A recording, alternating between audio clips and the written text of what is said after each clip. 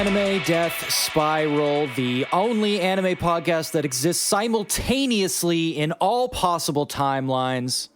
Nate, you still playing Metal Gear? Oh, man, you know I am. I'm deep in. You give up yet? No. Oh, God, no. I'm way deep in. I have invested myself emotionally, financially, spiritually in completing this series. I just finished S ranking all of the missions in 5. Thank you. Yeah, no, you can edit in applause. Wow, that's awesome. How many steps did you take this week? This week, specifically this week, and not an average of all weeks. Yeah, maybe not average. This week I've walked at least like 20,000 steps. So Okay, that's pretty good. So it wasn't all causing time paradoxes. No. I'm just about to sink my big old teeth into the meaty hot dog that is Metal Gear Solid 4. What is happening here? I gave up. I have to say, I was playing 5 for a while and I gave up. Yeah, you dipped out. It's pretty dumb, right? Well, my pattern in video games, I feel like now as a fully full-ass adult, the way I play video games is, oh, that seems weird and interesting. I'll check that out. Play it for maybe 40% of its runtime and then give up. And that's how every video game goes for me now. Just get to a point where it feels right to just give up. The millennial ennui sets in after about like 15 hours. Well, for Metal Gear, I had already beaten it, like a long time ago. I've played the whole thing. Sure. And you've never been one that's like huge on replaying stuff, so it's unsurprising that you didn't get super invested in replaying a 40-hour game that you've already beat before. Yeah. I loathe replaying games and rewatching things. Mm-hmm. I hate it. You do. He reacts like a rabies patient to water every time I try and put on a movie that we've seen before. He gets up, he starts frothing in the mouth, throwing things around the room, accusing me of paranoid conspiracy plots against him. He's really playing it up. It's not that extreme. It's just that I think when I am watching a movie I've seen again, I can't actually see the screen past showering curtain of hourglass sand representing my life, just draining away before my eyes. It just makes it difficult to see. Just watching my life just literally evaporate as the seconds tick down. The I could be doing literally anything else argument. I could be watching something I have not already slam dunked into my brain. See, you don't live with the constant fear of disappointment in wasting your time on putting on something new and then finding out that it was bad. No, I guess what I am saying is that's not a waste of time. What a waste of time is just doing the same shit you've already done. In fact, I think that might be the definition of crazy. Didn't Einstein have a quote about that? Yeah, Einstein said the definition of crazy is doing the same thing over and over again and expecting a different quality of movie. Man, wasn't it dope when Einstein got that flamethrower and torched that weed field? Wasn't that cool? He's a cool guy. He's just a cool guy.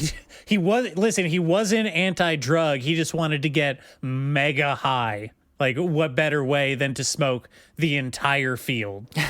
Einstein definitely got high. That's historical fact. Oh, definitely. I really liked his cameo in Oppenheimer, but I don't understand why they made him get ripped again. He's an older guy. It's probably not good for his body to get extremely fucking killer jacked. Just for what accounted to 10 minutes of the movie. Einstein is largely a historical mystery. Not much is known about his life pre or prior to the war, but we do know 3 things about him. He invented the nuclear energy. Yep. He was mega ripped. Yep. He was super into steroid abuse. Well, in his younger days. In his younger days. And dude got high as fuck. I mean, he was choomed 24/7. That's historically accurate. That's actually why he got so many of his patents rejected. because they were just like scribbles of like people getting abducted by aliens and like big weed leaves that are turning into the cool S at the it's bottom. because the application papers he would submit would have big chunks torn out of them that he used to roll fat doobies with. Yeah, the rectangle just ripped off at the And bottom. they say, we can't accept this. This is torn up and it smells like the dankest shit.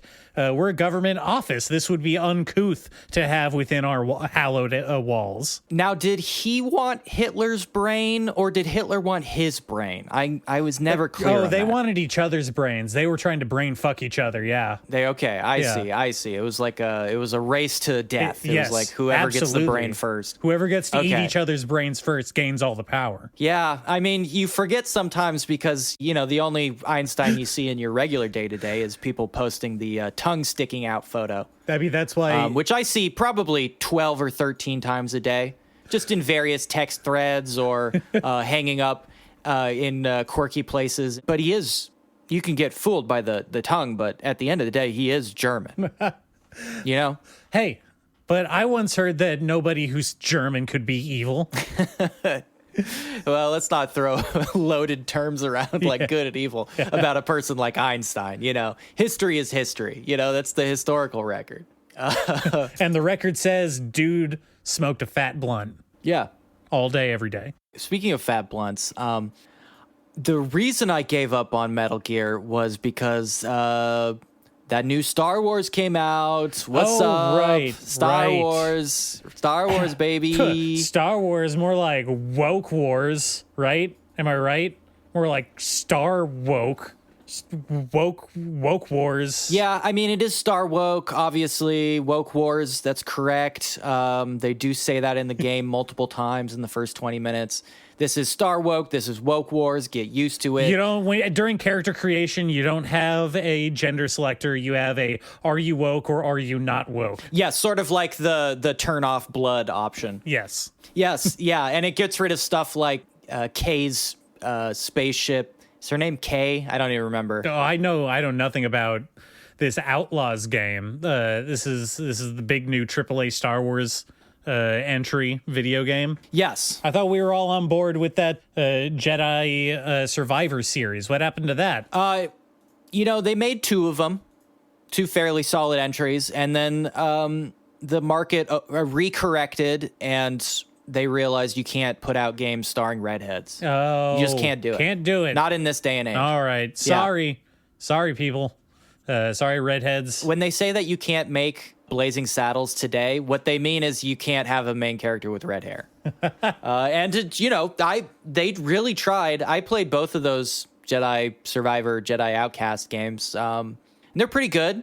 Sort of lightweight, almost open worldy, like Metroidvania, Dark Souls-y combo thing. A lot of charm That's to what it. everyone kept describing it as. They kept calling it a Souls game. It is. And it just kept making me wonder, like, what does that term even mean? I mean, do you collect, do you collect midichlorians instead of souls? Yeah, when you slay people, you pick up their midichlorians, you suck them out of their bodies.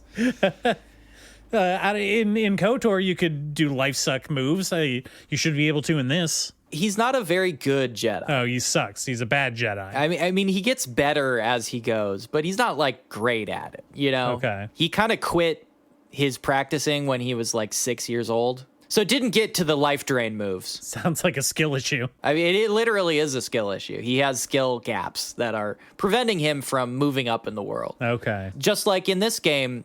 This is the most brave Star Wars game ever. I don't know if you've heard that part, but not only does it have a woman's as the main character, My God, but also she isn't a Jedi. Did you know? Did you know that? what? You're not a. It's a Star Wars game, but you're not playing as a Jedi. Okay, so you know that? Okay, let me guess. What is she? If she's not a Jedi and it's a Star Wars game, is she A Sith? stormtrooper? Oh. Well, A stormtrooper? Okay, is she a stormtrooper? No, she's not a stormtrooper. And she's not a Sith. Little too short to be a stormtrooper. Okay, all right. You know what I mean? Yeah. That's for the real heads. Is she a that one's for the real heads. Is she a pod racer? Oh, pod racing. Yeah. Sebulba. That's also for the real heads. Sebulba. Sebulba, remember? You know, he was the best character in Pod Racing 64, which was the best Star Wars game. Yeah. Yeah. Now, who was he a parody of? I could never wrap my mind around it. Certainly some kind of Austrian Formula One racer, right? Listen, almost certainly. Any characters in Star Wars cannot be attributed to real likenesses, living or dead. They say that very clearly. They have the characters all look at the screen at the beginning of the movie and say, this isn't based on anything or anyone. This is a non-political movie. There's no politics in Star Wars. We all remember that scene. He had the one big exception, though. He said, except for Watto, who is a reference to the Merchant of Venice. Obviously. We can't get around that. Very, very obviously. Also, Watto looks a little bit like Al Pacino. I'm going to say it. Watto is a Jewish Al Pacino Shylock. So I guess that's what we're saying. So exactly like the Merchant of Venice adaptation that Al Pacino played Shylock in. Wait, did he? Yes. I thought you were just joking. No, how have we? Wait, I think we've talked about this before. We have? Yeah. Al Pacino is Shylock? Yeah, there was I want to say 2002, maybe or late 90s. Al Pacino plays Shylock in The Merchant of Venice, 2004. Why would he do it? Because he wanted to play Shylock. Why him? Why would he do that? Oh, what are you saying that he's not Jewish enough? He's definitely not Jewish enough. That is, I can assert that pretty cleanly. It was a stacked cast too. We have Joseph Fiennes as Bassanio. Jeremy Irons as Antonio. Oh yeah. Mm-hmm. And others. A very young Charlie Cox. Everyone remembers Charlie Cox as Daredevil, right? Sure, the Daredevil. Yeah. Actually, I remember him as the driver Downton Abbey. Yeah. That's what I remember him from. And then he became Daredevil later. Well, see, I was first introduced to him as the devil may care rum runner / Irish revolutionary fugitive in Boardwalk Empire. Oh, yes, that's right. Boardwalk Empire, of course. I watched that as well. It had Bugman in it. And in this, he plays the young Lorenzo. So, you know, it's a tour de force of acting chops. You should check it out.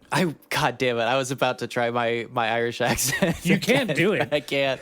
It's so bad. I cannot do it at all. It would be so bad. It would restart the famine. Yeah. I'm hovering on the edge of trying to do it. Okay, no, actually do it. I'm thinking about it. I'm thinking about it. Do it. I want to hear it. It won't even read, though. I'm so bad at accents. The joke doesn't even make sense. Blarney, won't you make me sell a pound of flesh? I didn't even try. I'm sorry. I'd like to take this moment to sincerely apologize to the good people of Ireland. We stand with you. We support you. Why won't you sell me a pound of flesh, boyo? Oh, geez. Okay. I really want to be clear that we are not monarchist. We are not making fun of you in any way when we do this. Oh, up the RA. We are like, now that we are outside of the other episode's restrictions, I think we can once again state our unequivocal support for a free Ireland. We can talk about politics again. Yeah. Okay, yeah. Well, that's why we're talking about the wokeness of Star Wars. Well, we're trying to... Oh, right. Star Wars. Okay. Yeah.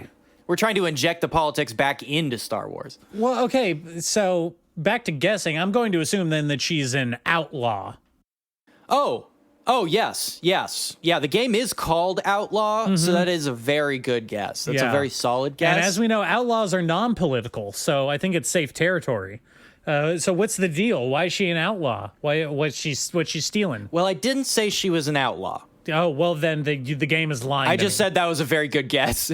Yes, the game is lying to you. She's not an outlaw. She's really more of a fugitive. Oh. She's a dipshit failed daughter fugitive. Like she's a crust fund punk. That's kind of what it seems like. Yeah. She got rich parents. She does not have rich parents that we know of. At the beginning of the game, though, she is bumming it in like a one-room studio above a bar, and the only people that talk to her are people looking for getting debts repaid.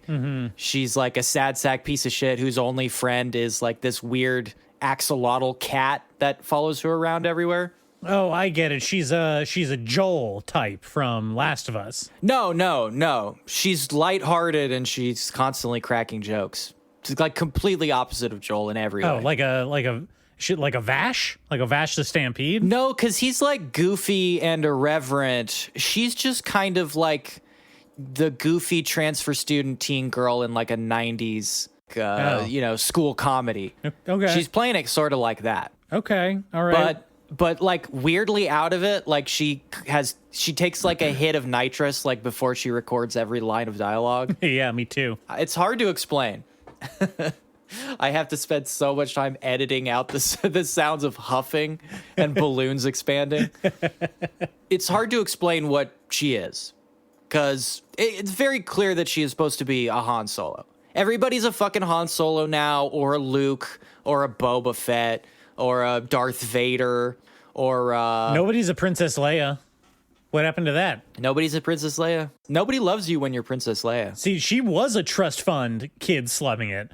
I feel like the term slumming it implies that you have a better situation that you could voluntarily go back to. Yeah, you're talking about poor LARPing. Yeah. Yes, exactly. Class LARPing. That was my understanding of the term princess slumming it. Oh.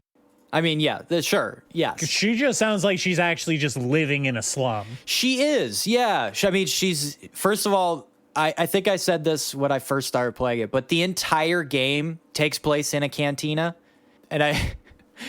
And when I say that, I mean like the entirety of this pocket Star Wars dimension that she exists in is a cantina. It's just one giant cantina scene. You can leave your room above a cantina, above a bowling alley, and below another bowling alley. Walk out onto the street, walk out of town, get on your speeder bike, speed through like the fucking Mongolian steppes for like 15 minutes to get to the next town. Walk through their town square into their like undercity metro station, take a bus into another cantina. You have never left a cantina. At no point in that entire travel scenario have you left a cantina. The whole universe is a cantina. Everywhere you look, there's werewolf guy. There's spider head guy. Oh, there's weird little Beeble guy. He's got the head fringe. Uh-huh. Look over there. There's a regular human guy, but he's got a weird hat on. Everybody's playing cards. Now, I need you to answer the important question here. How is the jizz? Like, are we talking a lot of jizz in the game? I thought a lot about that while I was playing it last night, actually, or the night before that. Because I had the same thought when I was playing Cyberpunk. The games that try to capture quote unquote low culture in future settings, they never try to go weird enough with it. Hey man, pass me the laser sacks. I mean, there are laser sacks. But like in Cyberpunk, what they try to do is project like electronic music, like maybe 5-10 years into the future. They with a collection of like different contributing artists. And I like that OST. I like that soundtrack. Sure. The game has a pretty good soundtrack. Yeah. But the weird thing that I think is incongruous there, and this sounds weird when I say it because, Cyberpunk itself and also like Cyberpunk 77, that's the TTRPG, right? 77? Yeah. They're both Red. Cyberpunk Red is the name of the tabletop game. Oh, so Cyberpunk Red. Yeah, 2077 is the name of the video game. Right. So they're all 80s products to begin with, Mm-hmm. The future they are projecting is sort of like when we play Fallout and we see that they are playing around with the idea of a future projection from the 50s. Cyberpunk is exactly the same way. It's trapped in amber. It represents an alternative 80s no matter what year they claim it to be. Sure. So on that soundtrack, doing a heavy dose of like synthwave, dark wave throwback, like kind of 80s revivalish, stuff like Kavinsky and Gunship and stuff making up a lot of the kind of soundtrack. Oh, yeah. Kavinsky, not on the soundtrack, but you know what I mean. Oh, that'd be so dope if he was, though. Yeah, it fits, but in the back of my head, thinking of it as a modern sci-fi property, I always thought like making a bunch of like 80s throwbacks like doesn't scratch the itch for me. I want them to get fucking weird with it. And so Star Wars doesn't even have the excuse of being like an 80s pastiche, even though it essentially is a 70s pastiche. Well, it's more than that. I would say it's a pastiche of 70s, like other contemporary sci-fi, sure, but it's also, like we've talked about, the World War II like movies, like 1950s stuff, 1930 dogfight serials. Yes. It's all that stuff too. It's all that stuff too.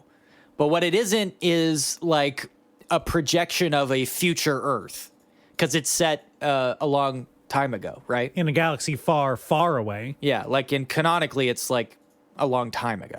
I mean, what I think is funny is, and sorry for sidetracking on you a little bit here, but I think you should be. I know I should. I was on a roll. Okay, go ahead. I think it's funny that Star Wars fans get so caught up sometimes in the lore of the world, you know. And we've talked about how lore is stupid and bad for world building and a story. Lore is stupid and bad. Yeah.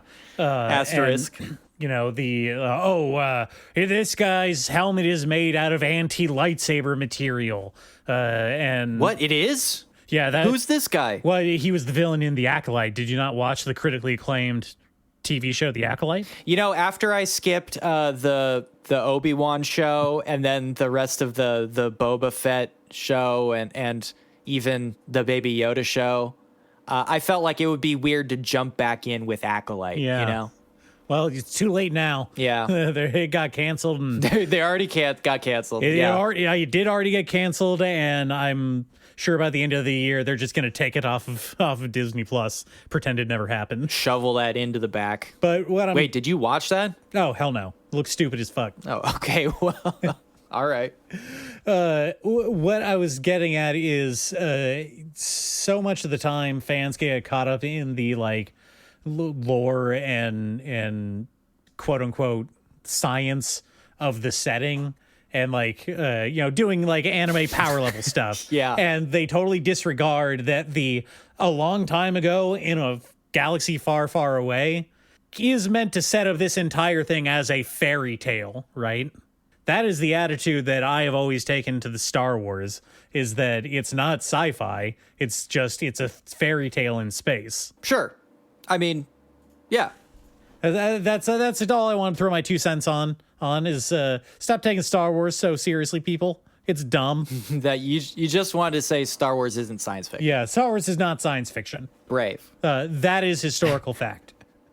You are a brave man to say something like that. So are you done? Are you done with Outlaws, or are you going to keep playing it?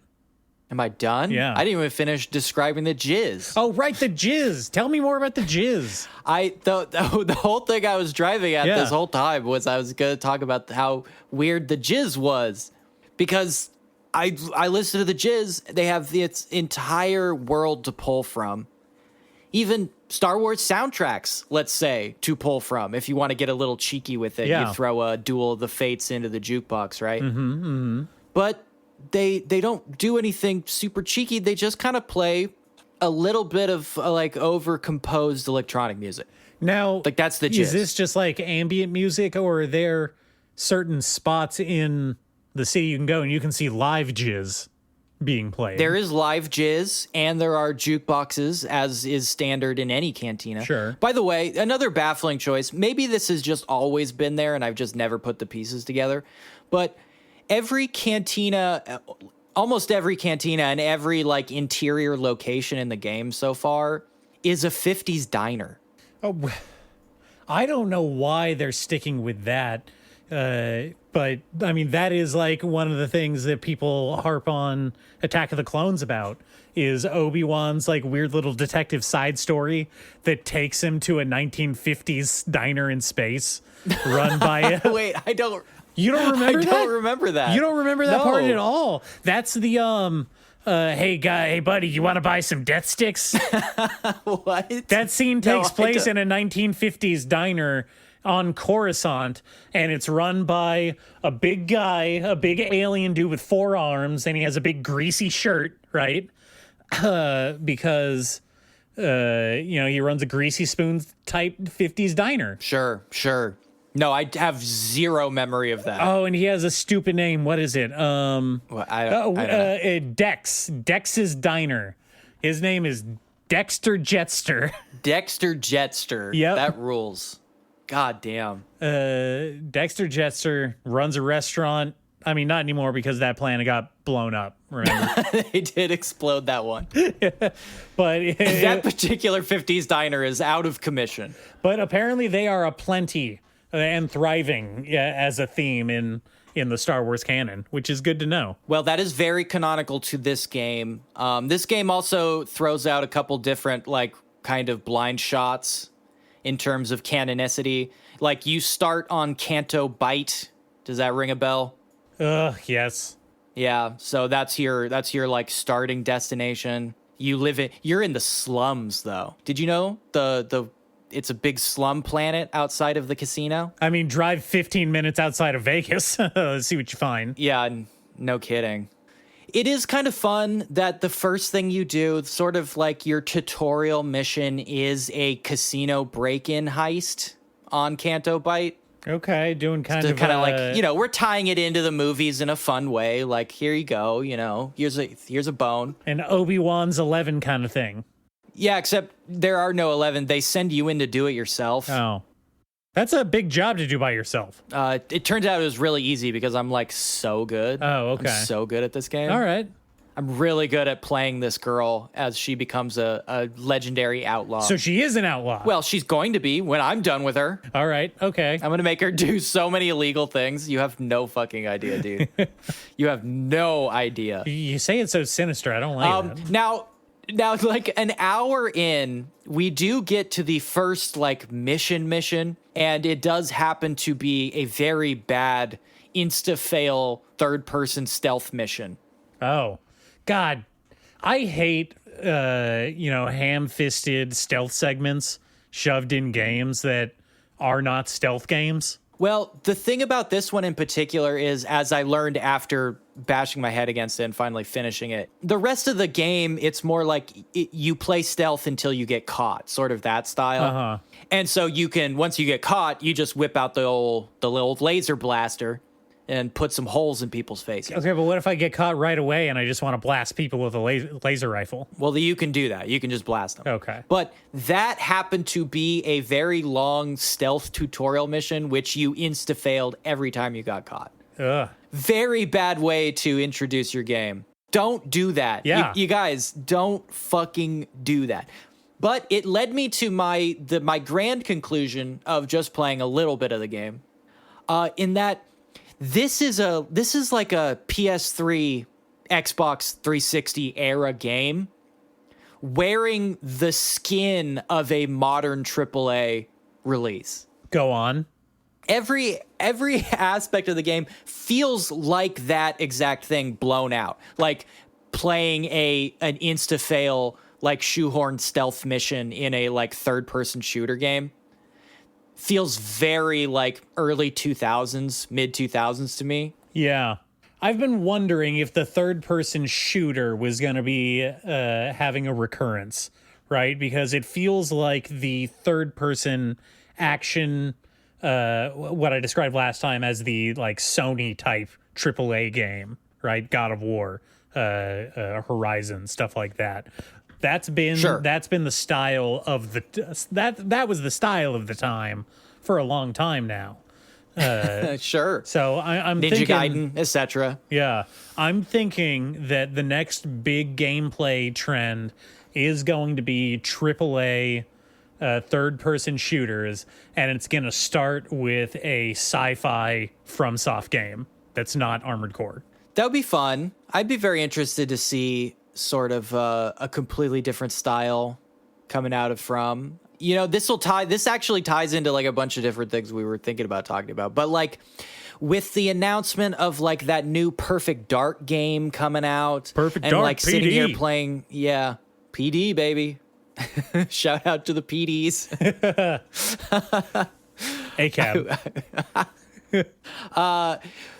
Like a Perfect Dark coming out, and like we have yet another Star Wars game, and this one you're playing sort of a female Kyle Katarn, but this time it's like more of an open world RPG that's like touching on elements from KOTOR, but like the role playing stuff is like way simpler than that, which again brings me back to that late 2000s era where RPG elements were just being inserted randomly into everything, but to keep the project scope like pretty contained, they would be the shallowest interpretation of every aspect of that RPG, you know? I get what you're saying, but I'm wondering if what you're interpreting as like shallow RPG mechanics, I think that they're more shallow extrapolations on like classic action game mechanics, because again, using God of War as an example, the original God of War, like hack and slash games,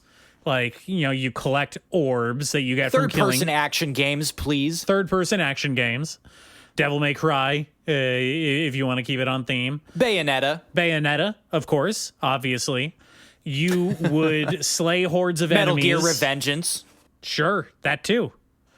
And you would collect types of orbs, which basically function as experience that you use to unlock new moves and health upgrades. Is that not an RPG mechanic? I mean, yeah, kind of. I'm thinking more like this game and those games from the PS3 360 era would have things like equipment slots, but there would be 3 of them, and there would be like maybe 6 items in the whole game for each slot, and they wouldn't really do anything. I understand what you're saying, yeah. Yeah, there's also like conversation trees you can have, but like no NPC actually has like that much dialogue, so they really are superficial at best. There's an influence system, but that just breaks down to like which mission giver do you prefer out of the 3, Sure. It has all the hallmarks of that kind of thing, and I feel like it extends to every part of the game. You can drive your speeder bike around, which is very cool, and there's like a big open world to like drive around in. But you just have NPCs like roll up on you randomly and like try to ram you or shoot you, and you can't do anything because you can't shoot off the bike. So I immediately start thinking of like every fucking scripted driving sequence in a 360 game where you're just like running from somebody as they like shoot you and pound into your car and stuff. I don't know. It's so many aspects of this game. Just every time they clicked through, I would be like, this feels so dated. And yet it's wrapped in this like, golden sheepskin. Is it going for like an Uncharted kind of feel? No. Not at all. Not at all. Oh, okay. Though there are segments of it, at least in the beginning, that are very linear. You just kind of like, oh, I'm locked in. I've just got to like walk straight until I find a mission objective or whatever the fuck I'm supposed to do. But it presents itself. It doesn't even present itself at the beginning, but it sells itself on the idea that this is a big open world that you can roam planet to planet doing various crimes and like building a galaxy-wide reputation as a bad guy. An outlaw, please. Yes. So it is positioned as if it is going to be sort of like, here's my absolute best case scenario, as like essentially an action adventure version of like Freelancer, where there is a story to do, but you're really just like moving from place to place, being kind of a scofflaw while also like playing with the economy system, try to game out like, I don't know, mineral futures or some shit like that. Like Watch Dogs? Like the drug stuff. Yeah, like the drug stuff in Watch Dogs. Or the triads, GTA Triad. Yeah, on the PSP. Yeah, the mobile one. Wait, was that the mobile one? Yeah, that is the mobile one. Oh, okay. Or, the drug dealer simulator on the TI-80 calculator. All the classics. All the classics. All right, well, that was Outlaw Star, the video game. Oh, don't say it like that. Just fucking playing me off. Yeah. All right, let's move along now. Okay, you have no interest in that. Fine, okay. I didn't really do anything else. That took up a lot of time. Yeah. What were you up to? Well, I, believe it or not, after taking a little break from the anime world, I went back and started reading something new, something that you recommended to me. I started reading a little anime called Renge to Naruto. You know the one I'm talking about? Oh, yeah. That's what they called the second half of Naruto, right? Yeah. Renge Naruto? Yeah, where him and the Gyaru ninja start a ramen shop, right? Yes, and the Gyaru ninja is the one from the Sand Clan, right? Who, like, emotionally doms the little shadow puppet kid. Okay, this is getting a little close to my fanfic. Let's shift here. No, Renge to Naruto. That was a comic manga that you recommended to me. It is once again, I'm coming to you with a Gyaru rom-com. This one, of course, is about a cute Gyaru girl who runs a Chinese restaurant, and the shy, socially awkward boy who frequents that restaurant, trying to figure out why he keeps going there. And why is that? Well, it turns out it's because he thinks that she's hot. So the normal reason. Yeah, the regular reason. The regular normal reason. What made this stood out to me from all of this other perv shit that I read and fill my time, my fleeting moments on this earth with. The hourglass draining in front of your eyes. As the sand falls ever downward. What stood out to me about this one is that I think it's actually really funny. And I don't know how much of it you read, but I got like maybe 8 or 9 chapters in so far, and it's got jokes. It's got the jokes? Yeah, and not just like, oh, haha, he fell into her tits, or he saw her without any clothes on, standard perv. Not just. Those are in there. That. They're definitely in Those there. are in there. Like, you can't. If you want that, it's still there. If you want that, it's available to you because, hey, that's part of the social contract of writing these types of comics is, you expect a certain thing, right? It's pulp shit. You want to see the guy humorously stumble into the women's bath, and you want to see the femme fatale, double cross the stern detective, right? I do want to see that. I do. That is what I want to see. That does interest me. I like when that happens. No, this one has made me laugh like out loud to younger audiences. It has made me lol. The fuck? Several times with like really funny panel jokes. Like, it's actually using the medium of a manga to tell jokes in a way that most others don't, or at least in a way that kind of marks it to me as like maybe someone involved in this knows what they're doing, whether that be editor or the author. It's still too early to tell. There's only I think like 19 chapters out right now, so it's still early on. But I'm having like a really fun time with it. It's reminding me, in some ways, we talked about Super Baby a couple episodes ago. It's not, and we'll continue to do so. Yeah, continue to do so at every opportunity. It's not as, I'm not going to put it on that level. Super Baby is like something special to me at this point, with how endearing those characters were. But it's definitely up there with not like total perv garbage that I've definitely run across. and I don't know. I like the premise.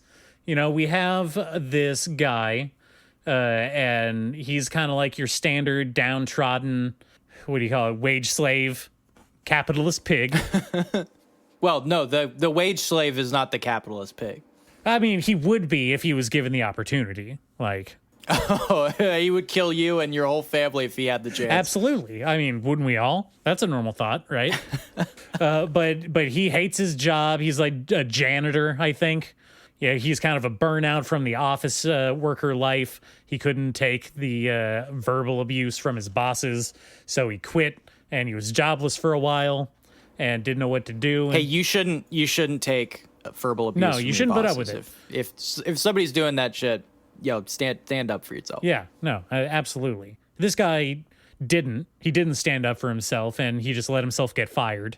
He didn't even like fight back, didn't even retaliate in any way. So, oh, bro, you gotta get on that. You gotta show him who's man. boss, really. Especially if they're gonna fire you anyway. Like, fuck shit up on the way out. Yeah, exactly. Steal some shit. So this guy has a lot to learn. But at his lowest point, couldn't pay the rent, couldn't even afford food to eat. A kindly old restaurant owner offered him a bowl of curry rice for free, with the stipulation that he would repay her with his first paycheck. And ever since that day, he would frequent... He's got to repay that shit? Oh, yeah, no, it wasn't for free. You can't just have one fucking bowl of curry for free? No, what of course it wasn't for shit? free. Do you know how thin margins are on these restaurants? You can't give out shit for free. You can't give out curry for free at the end of the day that nobody wanted to eat. No, she was networking, son. She was building up connections. Give a loaned bowl of curry rice here and there. Who knows what people will bring back to you? I guess that's true. She does sound like she's on her grind. Yeah. She's on that grind set, son. Yeah. So anyway, he becomes her regular over time, right? He repays that first bowl after getting a janitor job, which he doesn't like, but it pays the bills. He works with some gossipy old ladies who spread rumors about him when he's late to work. Call him a weirdo, say that he smells like garbage, that he eats mascara, stuff, normal stuff like that. Does he? No, but they say that about them. About him. Well, now I want to know why do they say that about him? It doesn't matter. They're just trying to hurt him. No smoke without fire. No smoke without fire. No smoke without fire. No smoke without fire. And one day he goes to his favorite restaurant and finds that it's closed, and that kind of like emotionally breaks him. Like he totally dissociates from actually interacting with day-to-day life and just kind of goes on to be more or less, an automaton kind of mode from that point on. Yeah, he buckles down and becomes drone slave. Yeah, exactly. He's like, well, I guess I don't have this comfort anymore, but what did I expect for actually enjoying something? That's on me. I guess I'll just be alive. Yep. And then we drop into the start of the series, and this restaurant that has been closed for several months now is suddenly reopened, adorned with garish ornaments and decorations everywhere. Flair? Even? Yes, absolutely. It's got flair up the wazoo. Would you call it flair? Maybe some street signs nailed onto the wall? See, it's got wacky street signs on the walls and a fake moose head. Crazy. Some license plates? Yeah. From various states? No, nothing as tacky as that. Please. What if I said that it has, how would you react to, I don't even know what they call that little curtain above that they put in front of the door. Curtain. But one of those things with pink zebra stripes on it. What about that? That seems a little out of the ordinary for a curry shop. Well, it's not a curry shop. It's a Chinese restaurant. They just also serve curry. Oh, a Chinese restaurant? Yes. Okay, then it's totally normal. Yeah, I wouldn't even bat an eye. Yeah. What would you say if they had stickers of like bees and hearts and stuff on their menu? I would say, I think you gave me the kids menu by mistake, because I'm very clever and witty. You would be asked to politely leave and never come back. Could you please leave without making a fuss? We'll give you a garbage bag full of popcorn. Yeah. What would you say if the only employee was a clumsy Gyaru girl who always gets your order wrong, but it always ends up tasting amazing anyway? Can I tell you, this is like giving me such weird throwback mind damage, like psychic aura damage, because I basically did go into a place like this. Like, wait, really? Not that exact aesthetic. Yes, but like that kind of thing. It was supposedly this like Japanese fusion place. And I went in, and first of all, every wall is decorated with custom Naruto art. Oh, no. And the menu has like Naruto profile pictures next to all the food.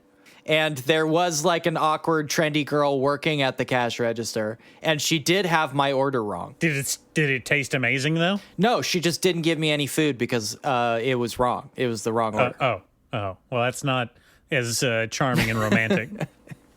No, it was not charming or romantic at all. It was upsetting and weird. Well, that was not the case. Why did they have all that Naruto shit? The place wasn't called Naruto, unlike this manga. Did they serve ramen at least? No, just sushi Ritos. Oh. None of that makes sense aesthetically or logically. No, and that's why I didn't want to read this manga, because it was giving me horrible flashbacks. No, it's nothing like that. This is much better, much better. Oh, thank God. Yeah, no, the main gist here, it seems to be, is that, her quirky little affectation is that, like I said, she always gets his order wrong, but the food that she does bring him always ends up being incredibly tasty and just what he needed in the moment. Sure. So why does he even bother to put an order in? Why doesn't he just say, give me what you got? Well, I don't know. I think that would be cute if that's what they move towards. It's like maybe he just like, all right, just give me what you got. Give me the omakase, the chef special. Hit me. Yeah, hit me. That would be like the moment that he expresses his true feelings and trust in her as a character, right? Even though she puts him off and makes him uncomfortable with her aggression and how forward she is. This is him saying, like, all right, show me what you got. Give me some of that Gyaru food, and I guess I'll just have to see what happens. And what happens? It's usually good. It's usually good so far. It's just he eats good food and he enjoys it? Yeah, well, and then, they do that for a while, and then after a bit, obviously you have to contrive a reason for them to meet up outside of the restaurant, right? Oh, no. Oh, God. And so... Does he stalk her? Does he follow her home after her shift? No. It's actually kind of funny. Oh, okay. A little messed up, honestly. They do this extended thing where she, obviously being a ditz, doesn't know how to read Google Maps directions. And she's trying to find... What? Wait, hold on. Who still uses the directions? Well, apparently Japanese people, because they were pulling it out like it was no problem. Yeah? Like it wasn't even a weird thing to do. Obviously, you and I, if we saw one of our contemporaries, like, pull out a Google Maps directions list for some place that they were trying to walk to, obviously we would be giving them some side eyes. Like, right? Who does that? Oh, I'd slap the fucking phone right out of their mouth. Yeah. Right out of their mouth. Yeah. But no, not in this. They're just pulling it out willy-nilly, like they don't even care. No shame whatsoever. And she's like, well, you live around this area, right? Maybe you could show me where this is. And he's like, oh, yeah, I know where that is. And, they do a kind of a meet cute scenario where they get to know each other while they're walking, talking about the various things that they like, movies, food, obviously a big one, how they got to where they are in life. This is where we get the exposition dump about him quitting the office life and trying to find something more low stakes where he doesn't get yelled at. Sure. And the punchline is that the place that she was trying to find is his place. No, is a graveyard where the previous owner of the restaurant is buried. Damn, that's pretty funny. Yeah, isn't that funny? That's pretty funny, dude. That's pretty good. You got me. Was that your favorite joke? Second favorite. The other favorite joke, and it's a very visual one, so it may not do it justice to describe it, but he's like trying to... They do this gag where even though there's a menu full of stuff, she only knows how to make fried rice at the beginning. And so he would point to something on the menu, and every time it got farther away from fried rice, her her expression would become increasingly dire. Okay, that's maybe not hilarious, but it's kind of cute. It's very funny in context the way it's paced. Like I said, this is a great way to describe humor to people, but trust me, It's giving 80s rom-com. Yeah, it's got some 80s rom-com, some kind of frantic girl energy. Yeah, I was gonna say it's got some Lum in her, obviously, and I'm just gonna put this out there right now. Lum is a Gyaru. That should be recognized at this point. She's a princess and she's a Gyaru. Oh, no argument for me. Mm-hmm. No, she 100% is, of course. Yeah, it's got some Ryuko in there from Tenchi. She's got a little bit of that sly, catty humor going on. Okay, now we get to it. Mm-hmm. This is what you really like. Well, I can't deny that it does stray into some fan servicey stuff here and there. Yeah, I bet. But what doesn't these days? Who amongst us can cast the first stone? Come on. I'm innocent purely on the incredible amount of crime that everyone else is doing. Like, I'm only pointing it out. I'm not engaging, okay? Don't shoot the messenger. Don't shoot the messenger, bro. So yeah, that's kind of where I am. I think 8 or 9 chapters in. They're just kind of picking up what I'm assuming is going to be the more general vibe of him getting to be more comfortable around her outspokenness. And then I assume at some point he's going to quit his shitty janitor job to like help her run the restaurant. Because there's already been you got it. Yeah, you got it. There's already been several episodes where she gets him to skip out on work to help her do like food prep for the day. Hey, fellas, if the cute girl is constantly asking you for help at her family's restaurant that she is taking care of by herself, and that you have kind of a whimsical relationship to in your past, you got to take it. You got to take it. Just get in there. Yeah, just get in there. I don't care if there's like a pay cut involved. You're gonna want to get in there. Listen, sometimes building the right connections is more valuable than getting the biggest paycheck. Yeah, connections. Yes. Okay, well, I don't want you to spoil all the incredibly hilarious jokes that I'm sure are waiting for me in this comic. What's it called? This is Renge to Naruto. Naruto Rasengan? No. So, well, okay, maybe one final point about this, because I disagree again with the titling that the translation team has gone with on this one. So Renge to Naruto is just their names. It's Renge and Naruto. Those are their names. Her name's Renge and his name is Naruto. And his name's Naruto? Yeah, and it's a joke. I hope he got fucking bullied so hard. I mean, if they do like a flashback, because his age totally lines up to like being in elementary school when Naruto premiered. Yeah. If they do like a flashback of him getting bullied for having that name, that would be so funny. He's like, that's why I hate ramen. That would get me pretty good. That would be very funny. Well, so, I mean, their names are a joke because Renge is the Japanese word for ramen spoon. Those wide brim spoons that they use to serve ramen with. Sure. And obviously Naruto is another ramen pun because it's the little swirly fish cake that gets served in the soup. Ugh.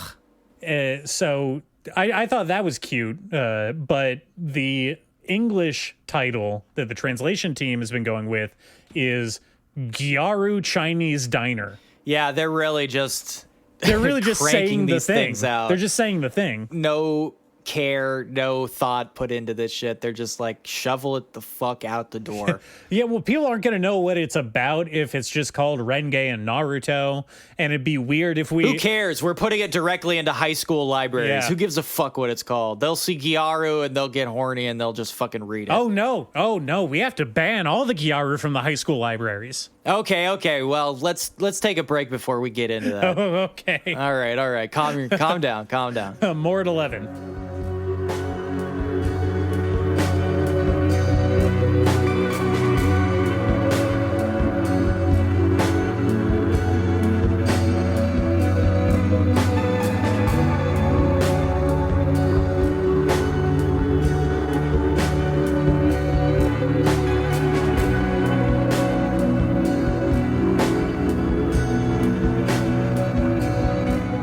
right, people, we're back. Nate was about to launch into some kind of rant about how they're trying to take horny out of public schools. Is that right?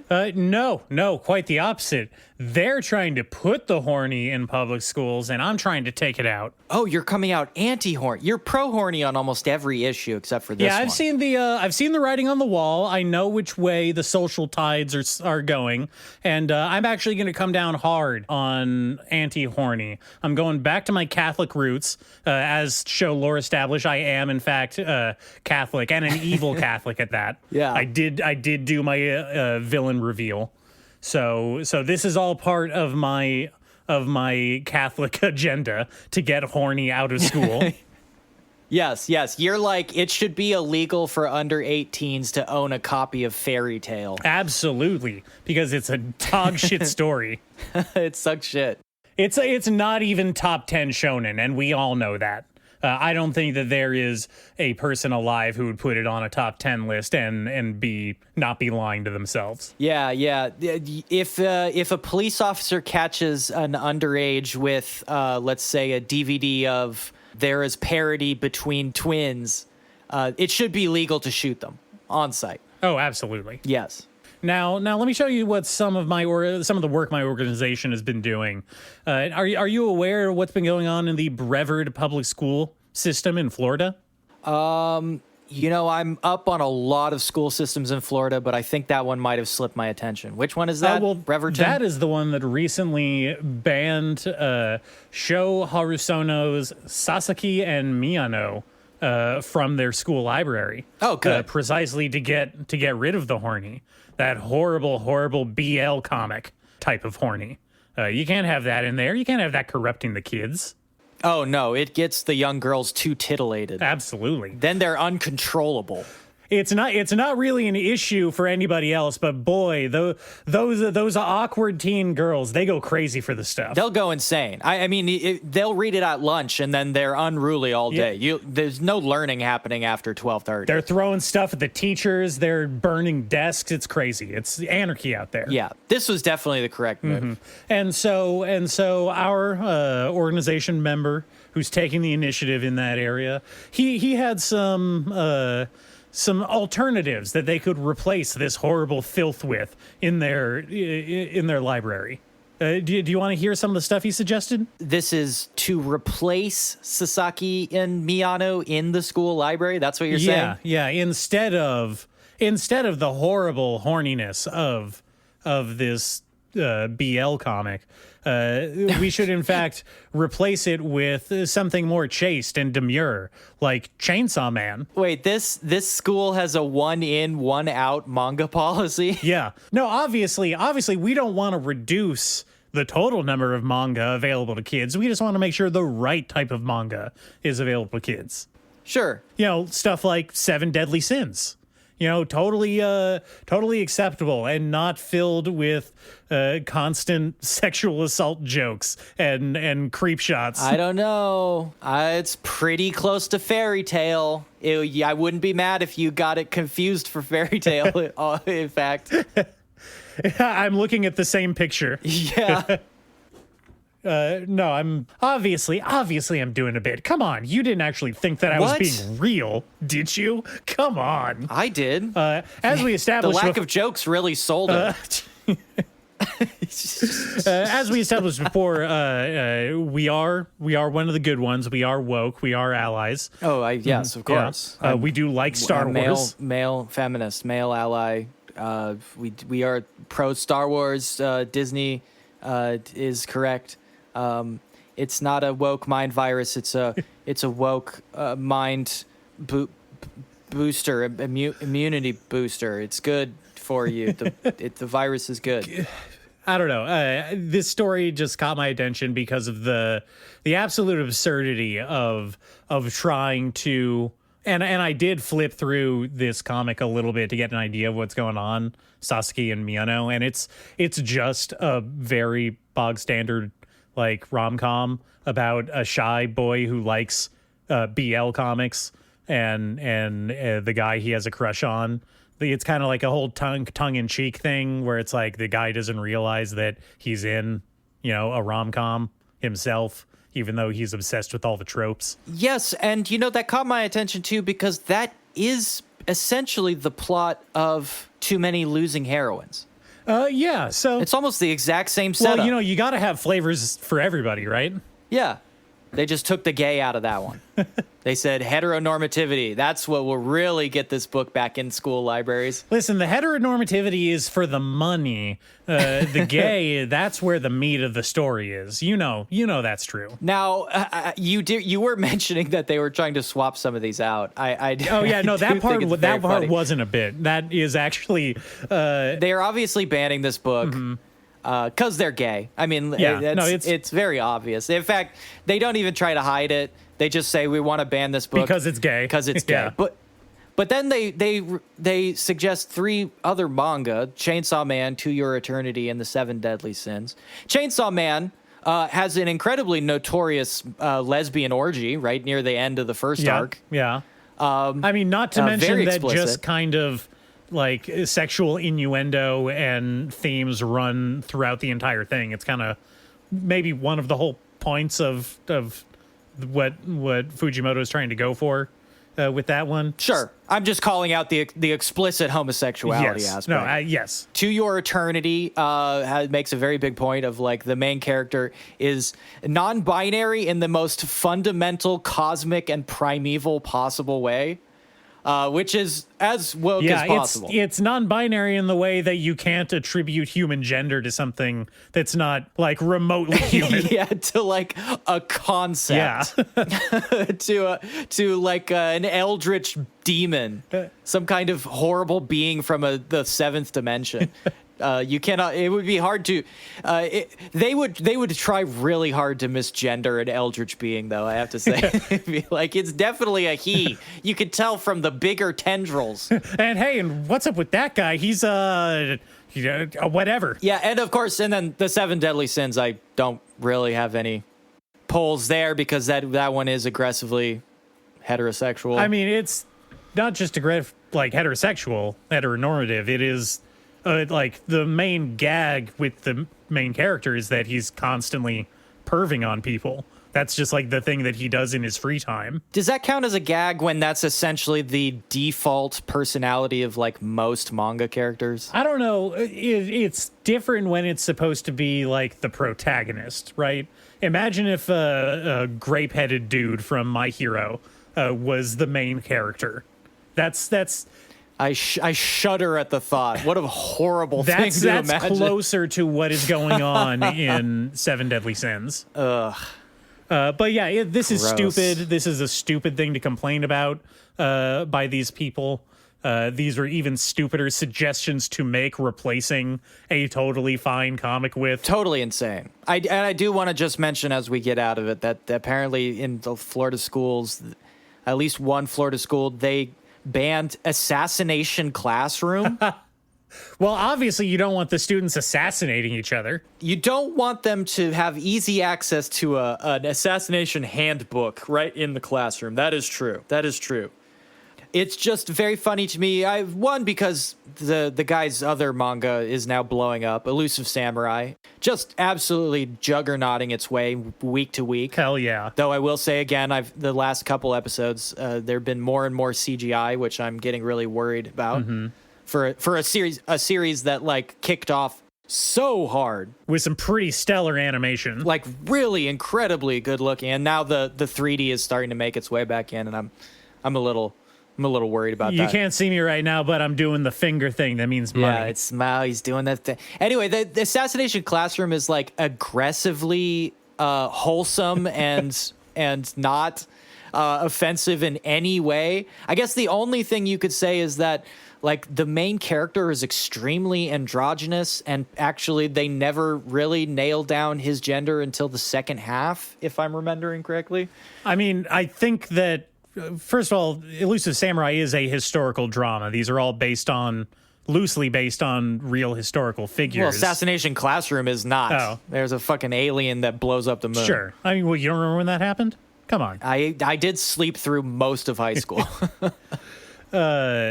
You're saying there was a character in Assassination Classroom that had an ambiguous gender? Yes. I mean, there's a lot of ambiguous characters in Elusive Samurai. But I thought you were talking about the main character of Elusive Samurai. I'm like, yeah, I guess he looks kind of ambiguous, but people know that who that person was.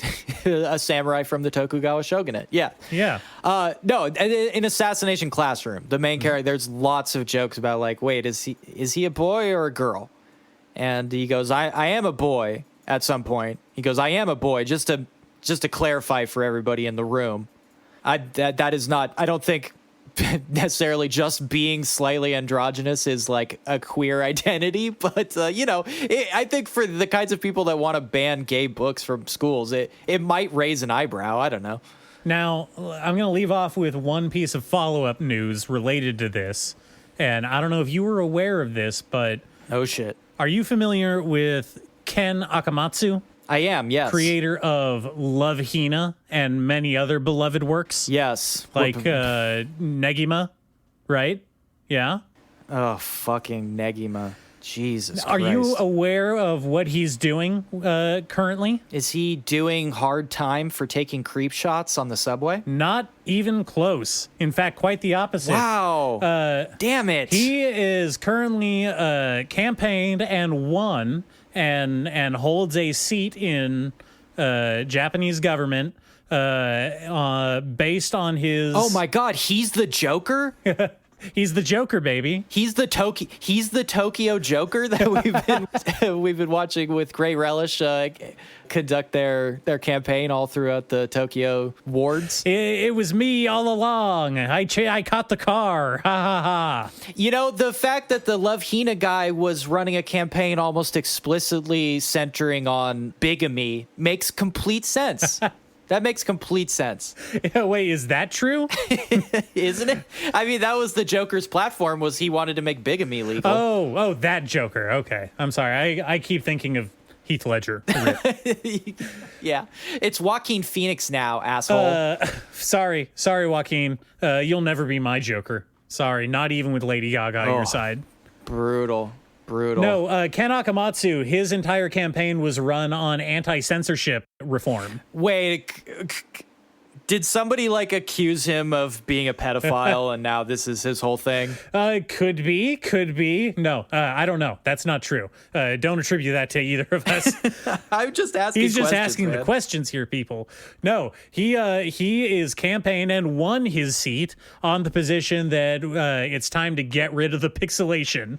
He wants more horny in the comics. Oh, he's going on the aggressive. Yeah, I see. He wants to show it all, baby. Japan is ready for whole. That is his official government stance. Yes, that's a great campaign slogan. Japan is ready for whole.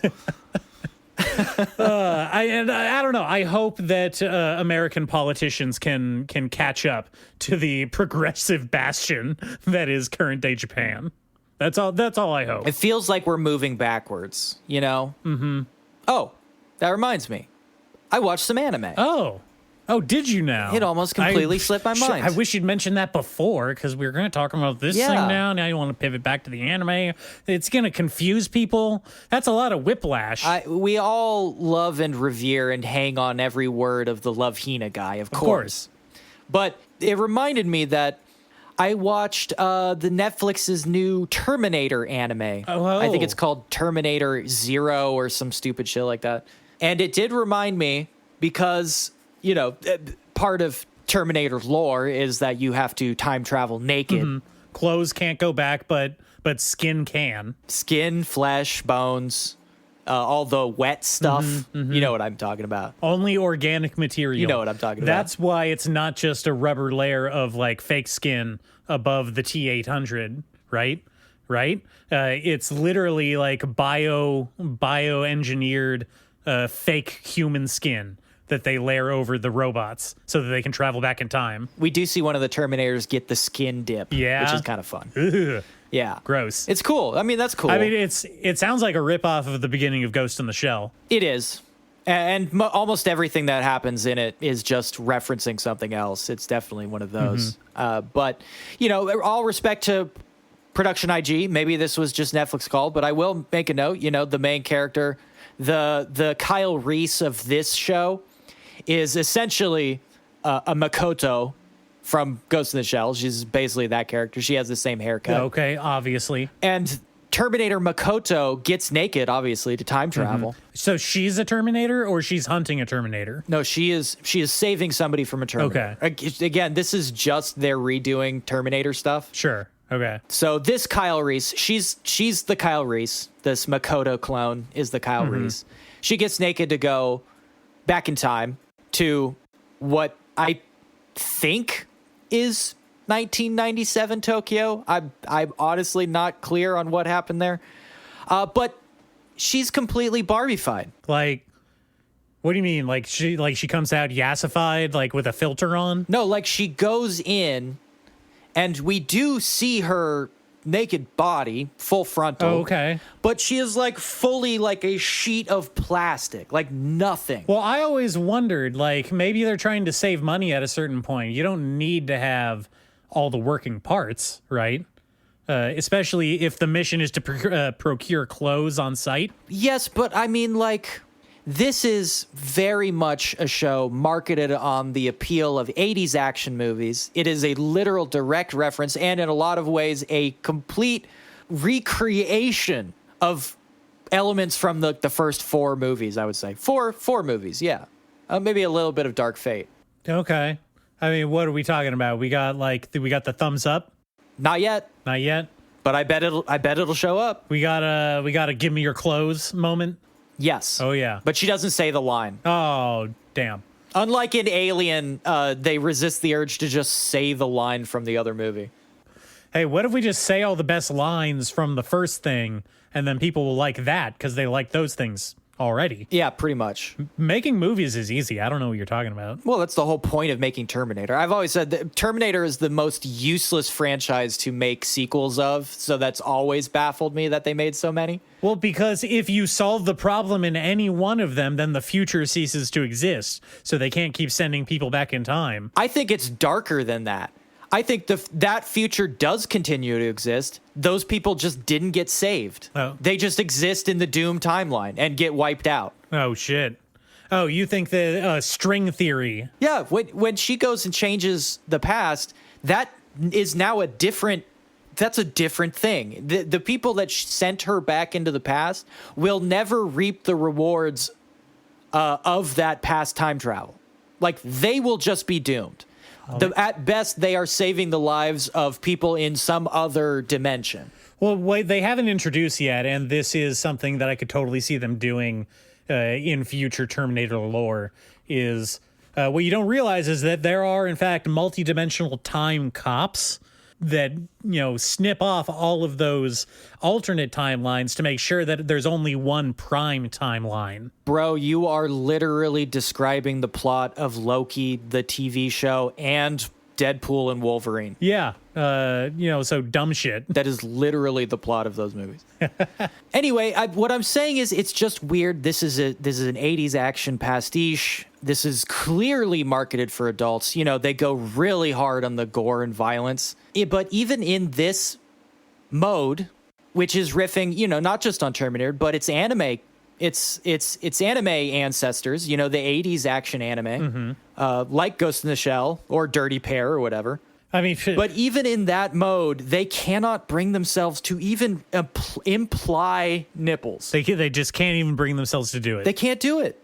And that's not to go all the way back to that conversation we had about Ranma, but this is fucked up with this Florida shit and companies just willingly desexualizing their own portrayals of the naked body or whatever. Yeah. Not desexualizing the naked body, desexualizing the display of the naked body to the audience is fucked up. And it feels super weird in a Terminator anime. It's Terminator. Yeah, I mean, we basically saw Arnold's butthole in 3 of those movies. Oh, we are literally milliseconds away from seeing Dong at any time in the first 20 minutes of that movie.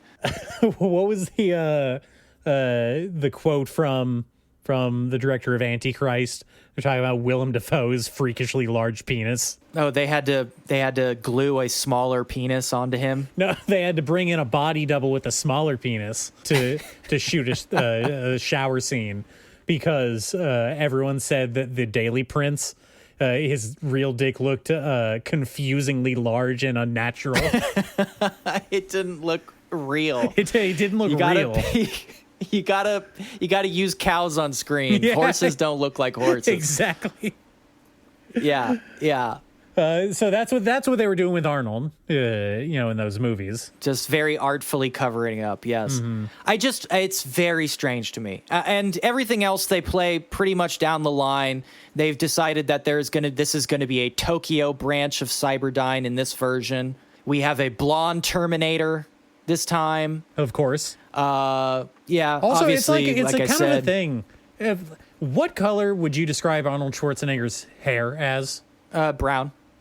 He's a brunette. In most manga interpretations of him, whether it's a parody character or if they're trying to just like draw him and make a visual reference to him, most of the time it's a blonde guy. You ever notice that? You mean like McBain? Yeah, like McBain. Well, I think in manga it's weird because obviously black hair is specifically reserved for black hair. Mm-hmm. Like fucking hair from the void, like black hair users have. So brown, light brown, dark brown, maybe dirty blonde, all that stuff counts as white in a black and white manga. I see. Maybe a little bit of shade, I see. You're saying that it's a failing of the medium in a two-tone comic. Well, we are left to interpret ourselves, right? That's why when they make the anime conversion, they give everybody wild hair colors. Sure. Or, I mean, you have people debating on what the hair color they're going to choose for the adaptation, right? Yeah, and they always go with pink, and I hate it. It's like, obviously the girl was a blonde. Why would you give her pink hair? Well, it's at this point, if I'm seeing a blonde-looking person in an anime or in a manga, I'm assuming they're pink-haired because I've assumed blonde before, and it's pink. Damn me if it's not pink. Yeah, they always juke on me. But yeah, besides that baffling thing, and not to make a huge deal out of it, the inclusion of an Aisaibee I found very strange. Is that a thing that people still remember? The Aisaibees? Who was they that? make a big reference to Aisaibees at the beginning. Those are the little robot dogs, right? Yeah, the little robot dogs. Yeah, I remember those. That would inexplicably simulate pissing on your carpet. I mean, it's cute when baby dolls do it, right? Is that cute? I don't know. Is that cute? I never thought so. I don't think so. I think that sucks. Sounds bad to me. Is it like a super advanced one that like follows them around, like Ein from Yes, Cowboy it Bebop? is. It is super advanced. It basically seems real. And in that way, we are also like riffing. And unfortunately, something else that came out on Netflix being Pluto, which was the Astro Boy reimagining, and Terminator, like some other things we were discussing before, Nemesis, The Matrix, Johnny Mnemonic, Westworld, sci-fi properties from the 70s and 80s. The best kind. Terminator, and especially this vision of it, is doing an Astro Boy. It's got a guilty inventor who seems like he is starting to regret developing AI, Now, hyper advanced AI, and his children get involved. when you say that, do we have like a cute child Terminator? No, Oh, okay. but we do have a hyper intelligent AI Okay, all right. that is apparently not Skynet. There's like a rival AI that is not Skynet. I don't really understand. Oh no, there was a second AI all along that none of us had talked about up until this point. Yes. Well, again, I will point out, these are all different timelines. Every Terminator course. has taken place on two different timelines, at least. In fact, in Dark Fate, the most recent one, which is probably my third favorite one after the first two, I thought it was actually like pretty good. The Terminator and the Kyle Reese that come back in that movie are like completely unrelated to the dimension they end up in. Really? Which is kind of fun. So they're not only time traveling, they're dimension hopping. Yes, which I posit are the same thing. They're the same thing. Same thing. Oh, you subscribe to the Rick and Morty theorem. Well, I don't like it when you put it that way. Well, it's just admit it. You're a huge Rick and Morty fan, and all these sci-fi properties obviously wouldn't be possible today without the comedy stylings of of Rick and Morty. There'd be no Terminator. There'd be no Star Wars. There'd be no Star Trek without Rick and Morty. You know, just like we described our fandom of people like Fujimoto, you know, it's like just because I have a framed Szechuan sauce hanging on my wall, or I do use the pickle Rick bong, that doesn't make me necessarily a fan of Rick and Morty. I am just as critical as anyone else. Oh, okay. You're saying don't just separate art from the artist, separate the audience from the art. Separate me from the art. Me specifically. Me specifically. I won't talk about anyone else. Okay. All right. Yeah, I don't know. This one's a weird one, especially because it's production IG. So there are some very impressive pieces of animation in here, and there are some very made for Netflix pieces of animation in here. And I felt compelled to keep watching it after the first 2 episodes, but it didn't do like a single thing that was surprising at any point. They just, especially in the first episode, they just played the hits. They just did the stuff. We see a Terminator like walk into a bunker and start annihilating humans when the dogs start barking at it. You know, that scene. Oh, does a robot foot step on a skull? Oh, definitely. Yes. Absolutely. Called it. We've got the Kyle Reese coming back and like all naked and furtively having to steal clothes. We've got, I guess he's only in the second movie, right? The Cyberdyne employee. He's in the second movie, right? I think so, yeah. It's been a while since I've seen it, but I think so. Yeah, so we've got the Cyberdyne employee, and so like we're trying to protect him and stop it from ever happening. We've got that whole plot line. We've got a small John Connor, even though they're dangling that as sort of like the mystery of the first few episodes. Who is John Connor? Yeah, we've got, you know, a big rig smashing into a Terminator to stop it from killing a guy. Sure. Oh, yeah. We've got all the shit. We've got everything is just right here.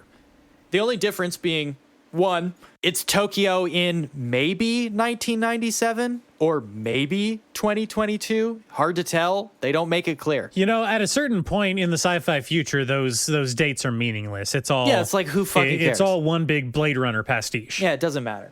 And the other one being Cyberdyne is now operating out of the Tower of Sauron for some reason. Like there's a giant glowing eye made of fire above it? Yes. It's like, why are they working? It's just on the Tokyo skyline as if it's completely normal, but there's just evil tower like in the background. You say that like it's weird, but do I need to remind you of the existence of the government surveillance contractor company Palantir? Yes. No, I know. In fact, I brought that up when we were watching it with my watch partners, like literally that exact thing. Yeah, let's name our spying company after the evil eye orb that spies on the main characters in Lord of the Rings. Yeah, dude, they love doing that shit. It's so it makes me feel so bad. It's so cringy, and it's like it's like when someone makes a bad joke and they laugh at their own joke. You mean like what we've been doing for 76 episodes? Well, but when we do it, it's cheeky and amusing. When they do it, it's like weird and off-putting. Yeah, it is weird. It's like I don't know if you know this, but on Halloween, the Salesforce building, the Salesforce Tower in the city, they project a giant Eye of Sauron at the top of the tower. That's messed up. That's like rubbing it in. That's like throwing salt in the wound. It's like, hey, just so you know, we fucking owned you guys. Like we're incredibly evil, and we don't even have to hide it. Yeah. Like it's actually something that people like reward us for. We are literally projecting our evil on the side of a building. Yes, and I shame myself a little bit here because I don't actually remember what it is in the series. But the other one I know of is called Anduril, and it is Palmer Luckey's company. There's like another Peter Thiel spinoff. Ugh, okay. I don't remember what Anduril is, but it's just like, it's more Peter Thiel weird in-group signaling shit that is just incredibly evil. Yeah, I don't like any of that. So Cyberdyne is actually a restrained version of real evil companies, which is great. It's really good. Yeah. It's very fun. It's fun that we live in that reality.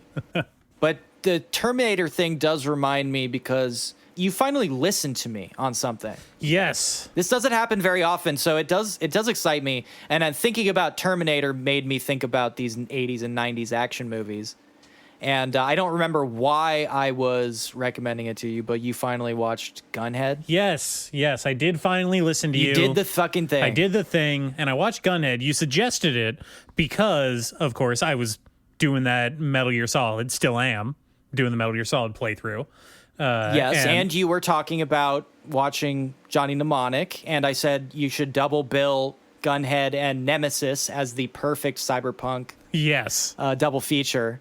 You did not do that, but you did at least watch Gunhed. I did watch Gunhed, and boy, howdy. So many pieces fell into place about that Metal Gear thing. Right? It's actually impressive. More than that, though, because did your jaw drop when you saw literally the start select screen of Final Fantasy VII show up? Oh, yeah, there was that. Yeah. There was the fact that the musical score, the incidental cues, were the Windows error message tone. Do you know what I'm talking about? Yes, which is so cool. Yeah. That's so cool. I love the detail of calling the main character. Everyone has, obviously, it's a sci-fi dystopic near future where there was a big war with evil robots, and obviously a bunch of people died, but the robots were kind of put on ice, and now they're trying to revive. Yes. This is a Terminator timeline where they won the war, quote unquote, won the war. Well, the reveal, the twist in this one, the story is about how they only think they won the war. The robots have actually just been laying low, kind of replenishing their resources in secret. Well, they let the humans think that they won, like in the Matrix. Yeah, like the Matrix, exactly like the Matrix. Which is a fun little thing. I like that. What I was trying to say, all the characters have fun little Matrix nicknames, sci-fi nicknames, right?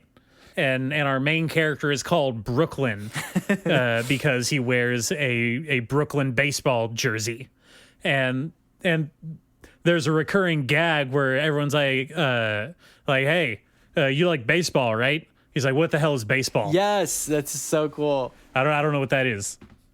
Everyone calls me Brooklyn because it says that on my shirt, which I think is very funny. What's similar? It's very similar to what was that? And 80s OVA anime I talked about a few episodes ago. Dragon's Crown? No, not Dragon's Crown. That's the Vanillaware game. Yeah, no, Dragon something. The horniest game ever. Yeah, but again, about a dystopic near future where humans won a war against robots, and it's about a young lady living in the desert who's kind of a scrapper, a salvager. Yep.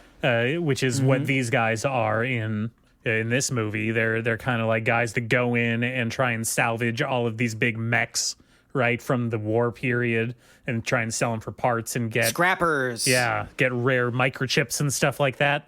But yeah, it's just fun, I specifically in the context of Metal Gear, you can see so many places where Kojima just kind of full lifted stuff from this movie. Oh, you better believe it. Including more or less, I made a list here. We have we have starting the movie with a text scroll that is an eco warning about this is what the world is going to look like if we don't get rid of nukes. We have people talking seamlessly with each other, cross-communicating in Japanese and English. Yes, I love that. I fucking love that detail. That is so cool. Which the female, we have our, what do you call it, stoic male lead infiltrating an enemy base and meeting up with a sexy rival soldier lady.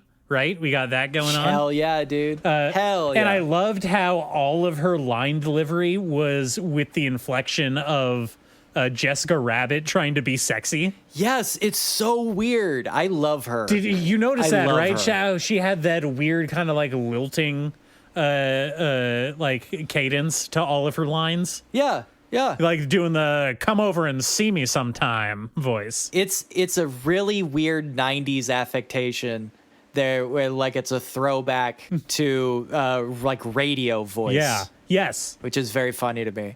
I don't know why she made that character choice, but I like it. I like to think that obviously there's a Japanese director and they just didn't know like what the English was supposed to sound like, and so they were just like, yes, say it however, and that she was just doing a bit the whole movie and nobody caught on. It's a strong choice. Yeah. I love the phrase Robo-Cola Pepsi type. That is extremely dope. Pepsi type is the new type of modern consumerism. Like most people are cola heads, but every once in a while a Pepsi type is born. No, most people are Coke heads. Obviously, they'd be called Coke heads. Come on. Well, yeah, I was trying to avoid the obvious connection, but you're right. Uh-huh. You're right. They would be Coke heads. We got to stay real. No, I'm a Pepsi type. I'm a Pepsi type, though.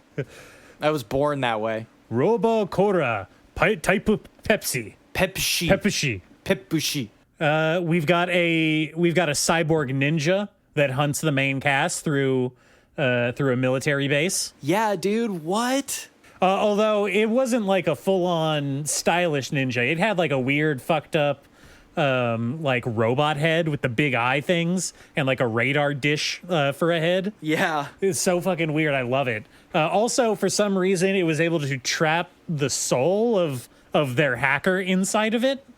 I'm still not exactly sure what was going on there.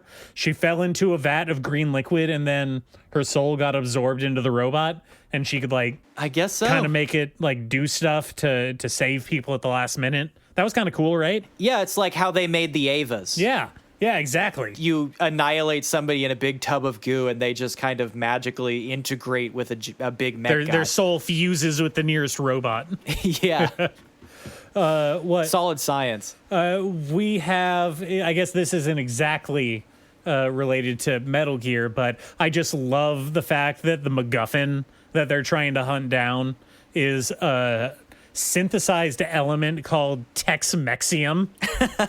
Yeah. Also, God, this movie fucking rules. It's so cool. The sexy lady soldier, she is a part of the hyper advanced future version of the Texas Rangers. Yes, that is. I mean, so many of the details of this movie are beyond explanation. Not in a million years could you come up independently with like any of these choices, but they are all perfect. What do you think they meant by naming the two kids 7 and 11? Isn't that obvious? We were just talking about cultural consumerism. Oh, but yeah, I had a great time with this movie, and you know what? It's made with all practical effects. Yeah. Here's your Star Wars tie-in.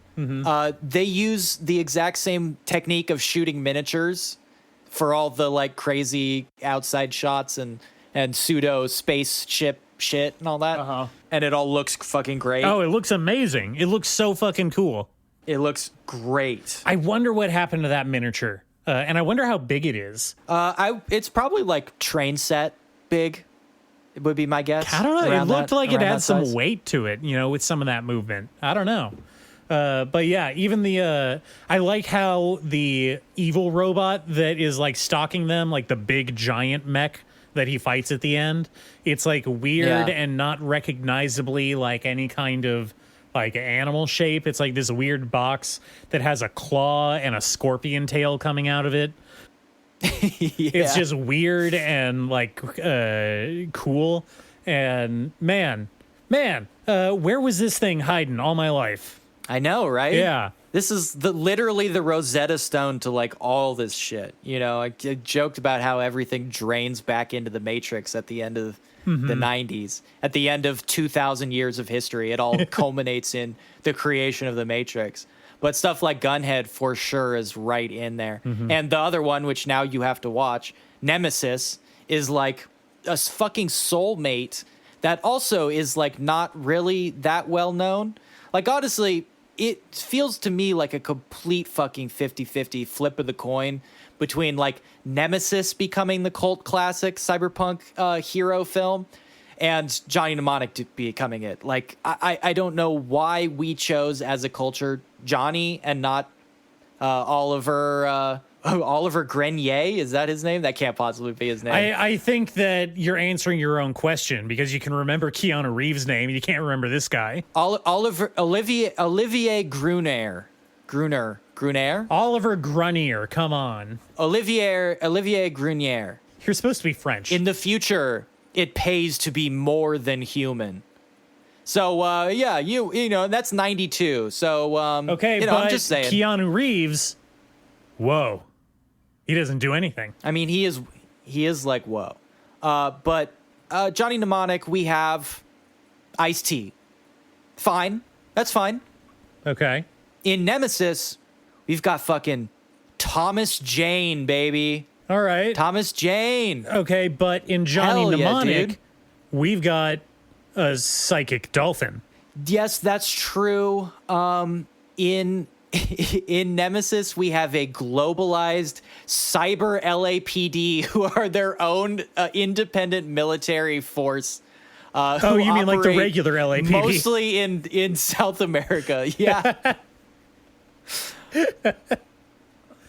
Okay, but in Johnny Mnemonic, we have fucking room service. I guess that's true. I don't think anybody gets room service in Nemesis, though we do get a cyber Hawaii. That's pretty cool. That is pretty cool. They go to cyber Hawaii? That is pretty cool, yeah. Yeah. Oh, I'd go to cyber Yeah. Hawaii.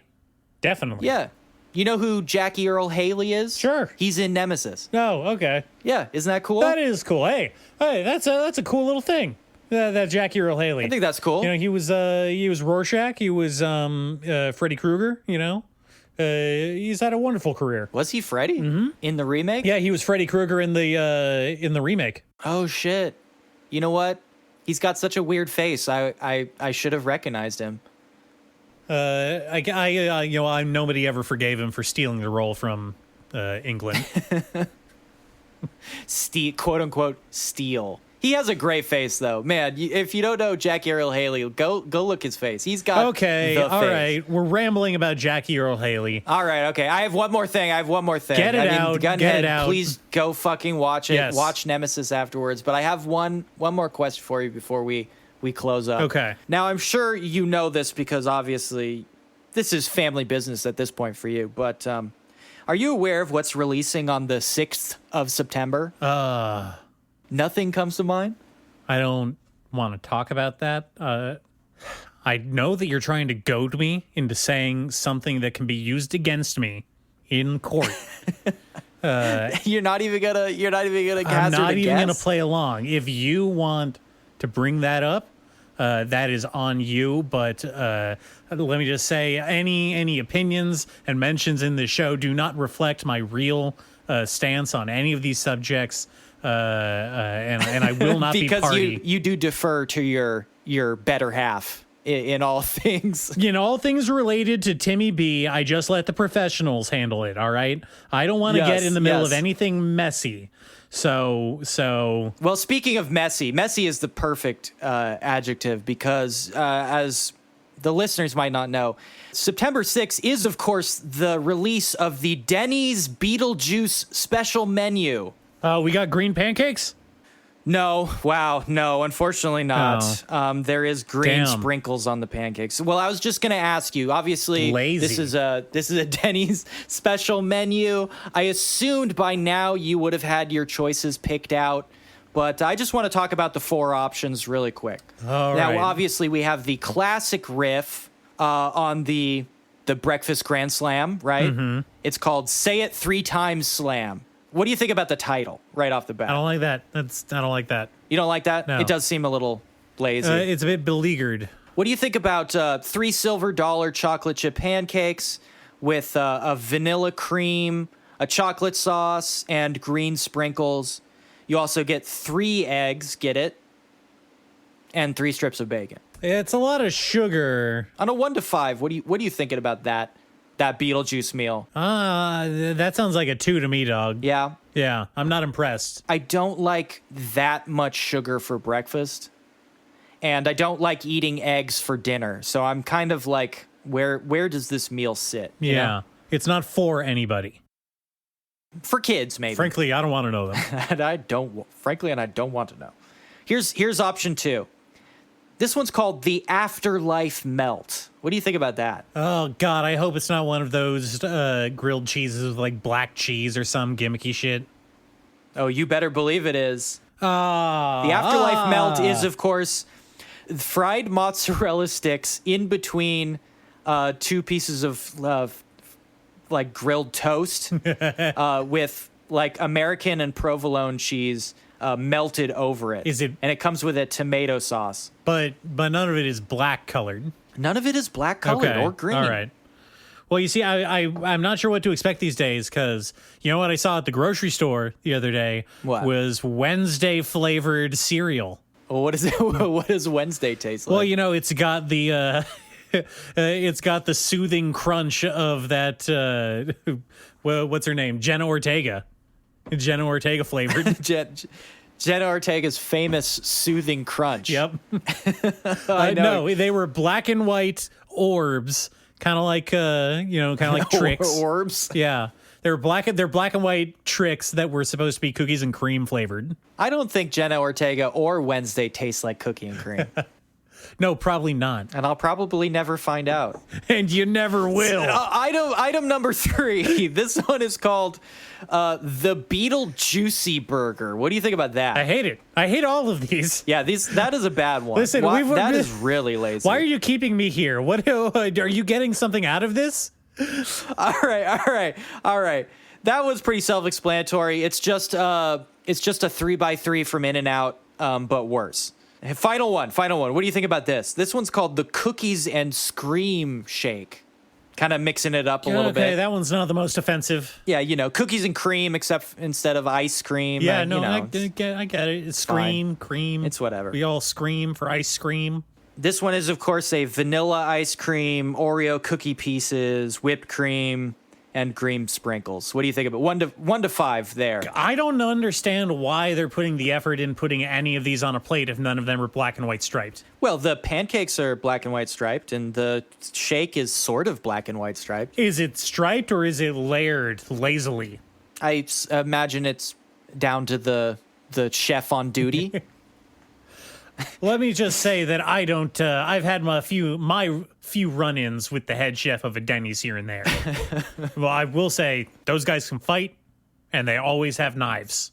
So Sure, and out of anyone in the entire world, they hate drama kids the most. absolutely. Well, I'm very excited. We will reconvene in a couple weeks, having seen the remake of The Crow and the requel of Beetlejuice, and we can really have a good time just really fucking just nailing down these like tired. We talked almost exclusively about tired 80s and 90s revival franchises this episode. Everything old is new again, and it'll be old again. Yeah, and it will just continue until we're dead. So look forward to Beetlejuice, and The Crow. It is a sign that entropy is winning. Does The Crow have a subtitle? No, it's just The Crow. Did they bother? It's just The Crow. It's just The Crow. But it's The Crow 2022 or 2024. It's 24 Oh, already. no. Oh, God. It's happening already. I gotta go. It's 2024, Eric Stolaven. What do the numbers mean? Okay, let's get the fuck out of here. I'm so sick of this shit. Yeah. We got to find something new to talk about. I cannot believe we are talking about 80s action movies again. I don't know. I don't know what the feeling is in the zeitgeist that keeps drawing me back to him, but it's... Should we change the title of the show to 80s Death Spiral? 80s Death Spiral? That's not bad. That's got a twist to it. Hey, Blue right. Sky us. Let us know. We'll put up a poll. Yeah, shout us out on Blue Sky, the site that isn't Twitter. And our great overlords at TikTok have deemed to let our videos be viewable again. So please check us out there. Give us some likes and comments. We love it when you comment. Yes. I'll talk back to you. We'll answer every single one. Sure, why not? Yeah. Well, we are there for you. I've got nothing else to do. Okay. I'm over here playing Star Wars video games. What do I give a shit? All right, handsome, beautiful listener. That's it for today. I need to go decompress from all of this 80s schlock and other shit. I might just go and watch Gunhed and Nemesis again, to be honest. This You should do that. You should go watch Gunhed because it fucking rules. Yeah. Go watch Gunhed, and we will talk to you next time. Bye. The Fableman. Signor Spielbergo.